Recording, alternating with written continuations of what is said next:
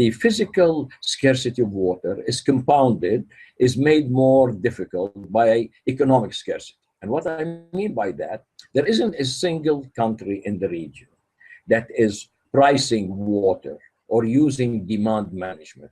Most of the activities are concentrated and are heavily focused on increasing supply. Very few countries are trying to see that there will be a more rational, a more serious way of conserving this water. I have studied a number of issues relating to this. For example, in Jordan, Israel, Lebanon, others. Most of these countries are water poor in a relative way, but they all export water-intensive agriculture. I mean, if you rank, say in Israel, the water intensity, like take number one to be the product that uses most water per kilogram or ton of output, and rank them all the way down, and then rank these same output in terms of price or value, and the correlation is negative, which means we're giving more water to products that give us very little income or little value. And then if you look at the pattern of trade, we tend to be exporting those commodities that are water intensive.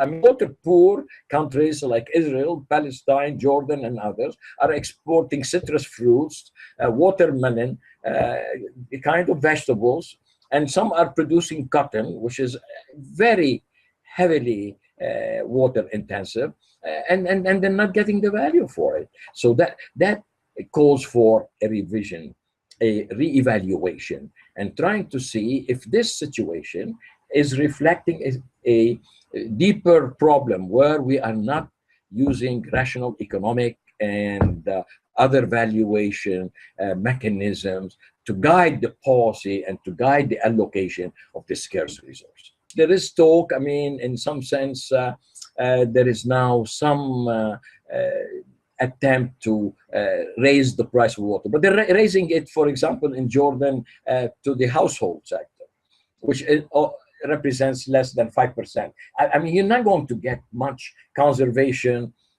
from the household sector. The culprit is where the maximum amount of waste is in agriculture. They're using irrigation, which they flood the fields because they don't pay for it, you know. And in this respect, there are rooms, margins, wide margins, where we could conserve, we could use more rationally the scarce resource.